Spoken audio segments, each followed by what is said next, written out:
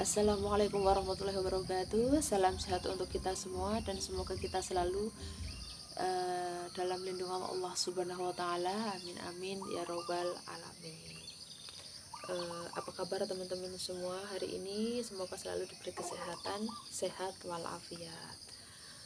Ketemu lagi di channel saya yang masih mau berbagi pengalaman pengobatan gangguan kelenjar tiroid atau penyakit gondok. Nah, sesuai dengan pengalaman pribadi saya sendiri, setelah saya mengalami pengobatan sampai detik ini, saya bisa menyimpulkan bahwa memang benar pengobatan gangguan kelenjar tiroid memang diperlukan jangka waktu yang panjang dan atau bisa dibilang seumur hidup. Nah, jadi untuk teman-teman semua,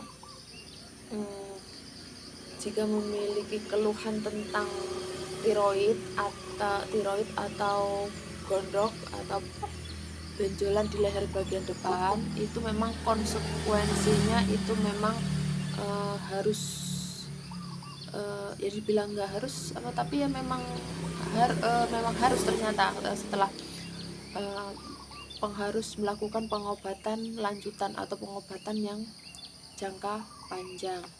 Nah, jadi gitu ya teman-teman. Dan untuk hari ini saya akan mengulas tentang apa sih kalau komplikasinya jika kita mempunyai mempunyai gangguan tiroid yang berlebih atau berkurang hormonnya, apakah ada komplikasi bila tidak diobati. Nah, jadi berdasarkan pengalaman saya sendiri,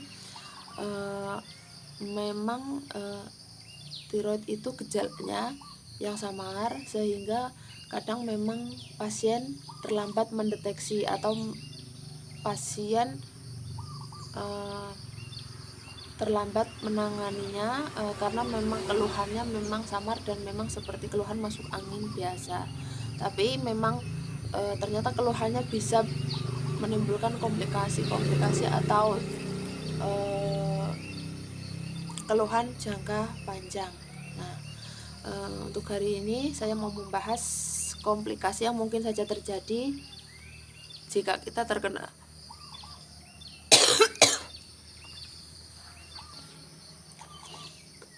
jika kita terkena hipertiroid, yaitu berlebihan kadar hormon tiroidnya, dan hipotiroid, yaitu jika kita kekurangan kadar hormon tiroidnya.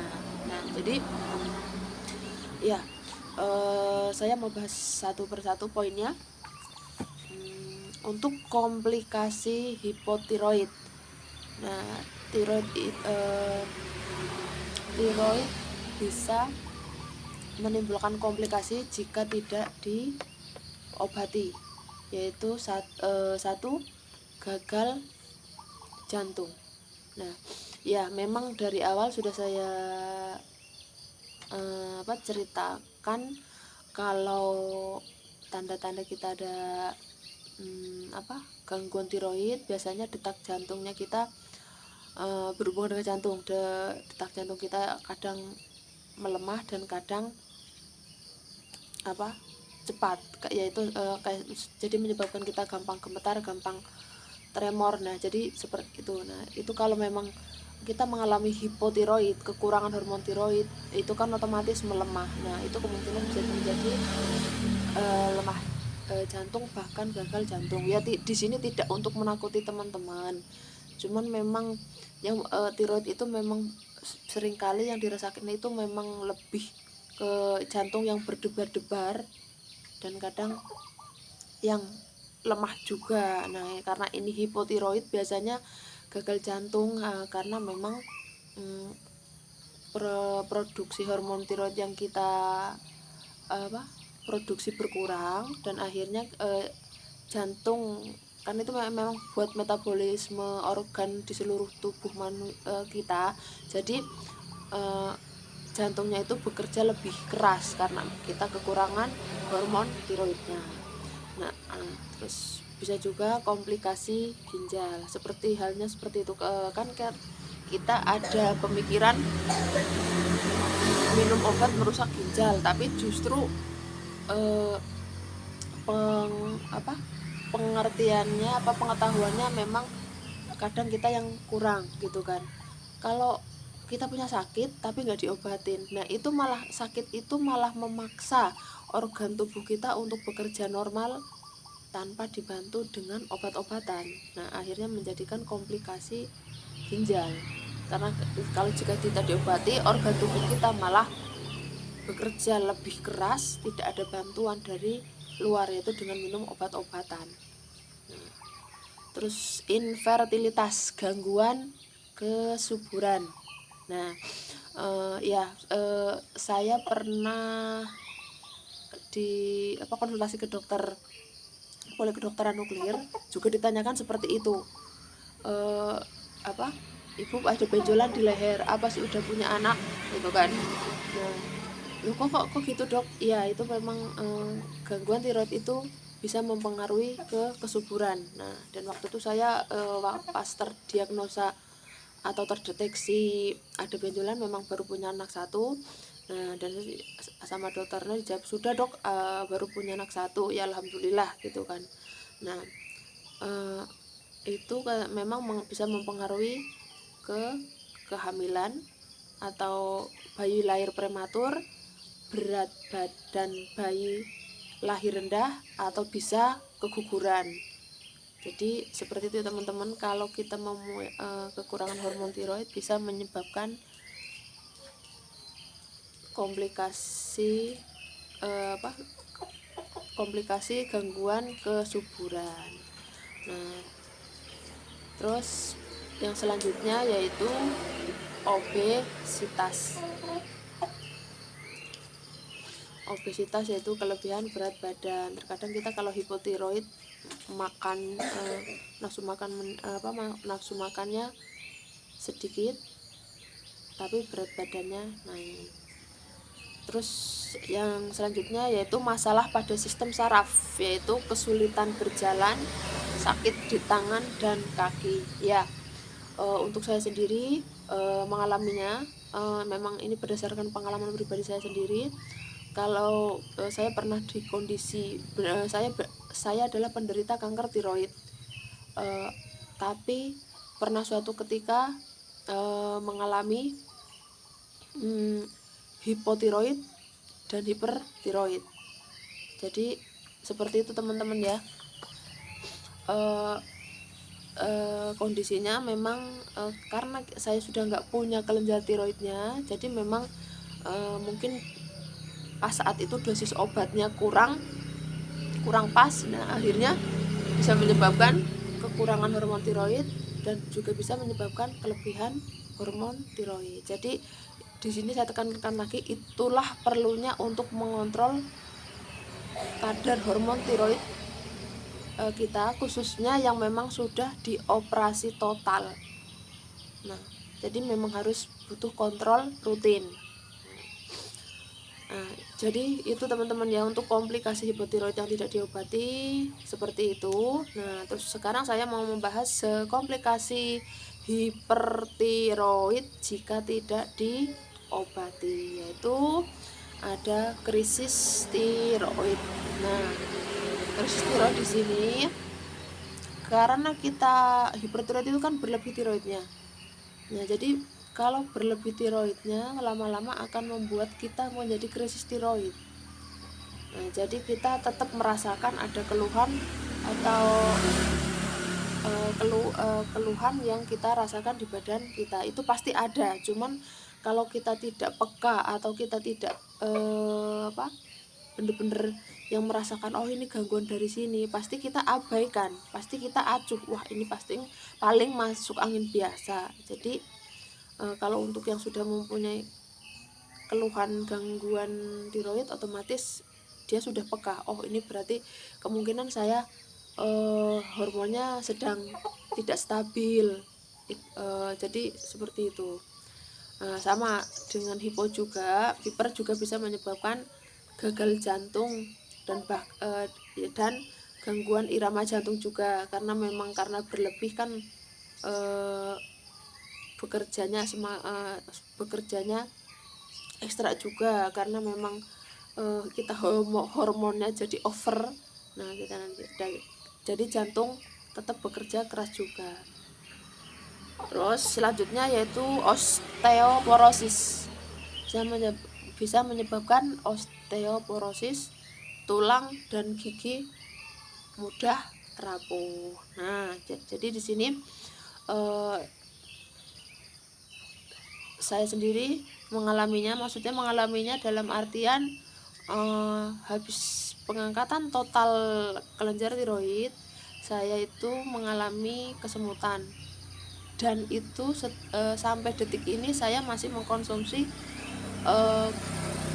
suplemen untuk membantu menstabilkan kalsium saya agar tidak terjadi kesemutan, dan kesemutan itu berhubungan dengan osteoporosis tersebut, karena memang kalsium itu diserapnya ke tulang agar saya tidak menjadi kesemutan lagi, atau saya menjadi normal. Jadi seperti itu teman-teman ya. Makanya kok operasinya di leher, kok minumnya vitaminnya untuk tulang ya, karena saya mengalami efek samping pengangkatan kelenjar tiroid saya, kesemutan. Akhirnya saya dibantu dengan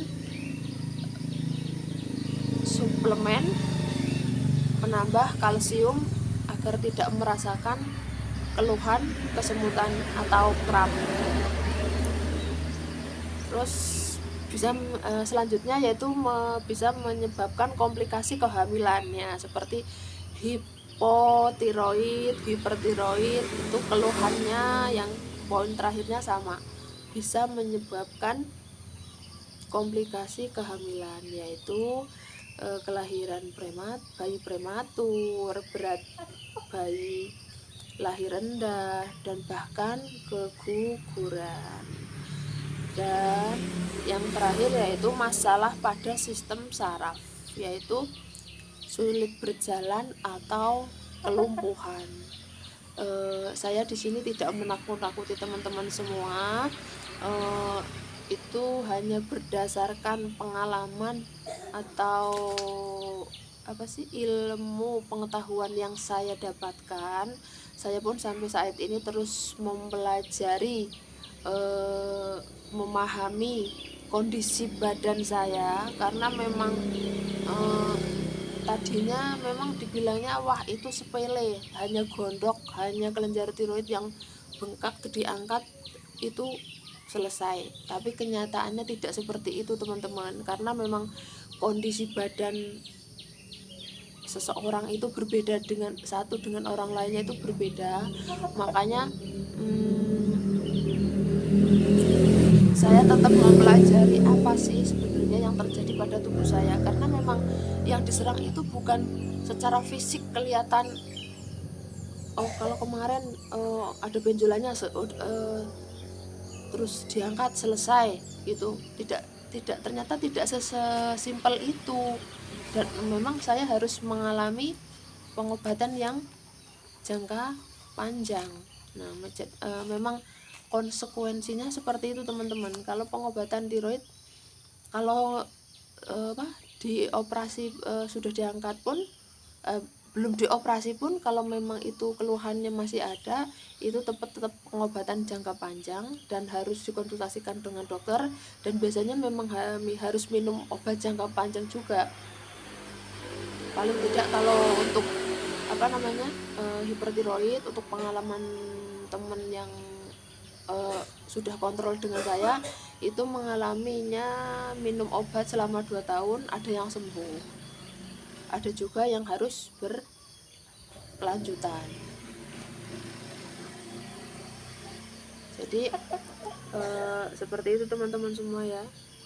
Saya tetap menekankan di sini, gangguan kelenjar tiroid, jika yang sudah dioperasi total seperti saya ini,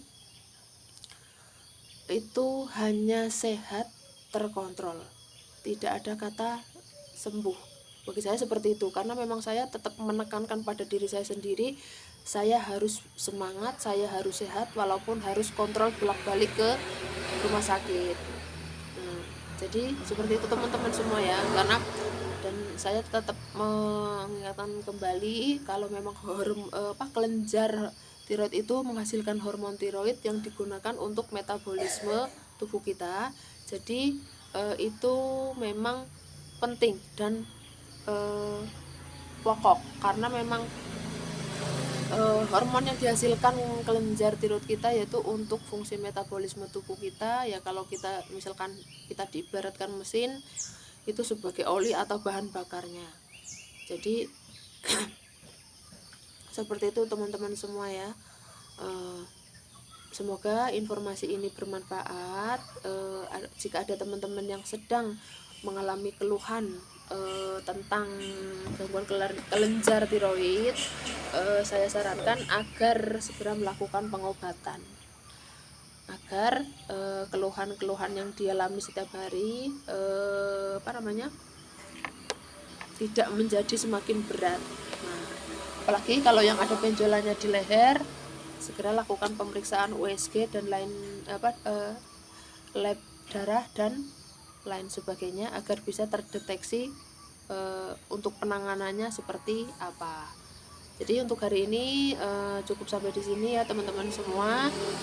Untuk teman-teman semua, selamat beraktivitas, semoga selalu diberi kesehatan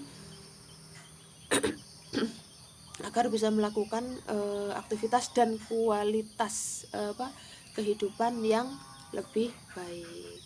Akhir kata, sehat itu mahal, tapi sakit jauh lebih mahal. Assalamualaikum warahmatullahi wabarakatuh.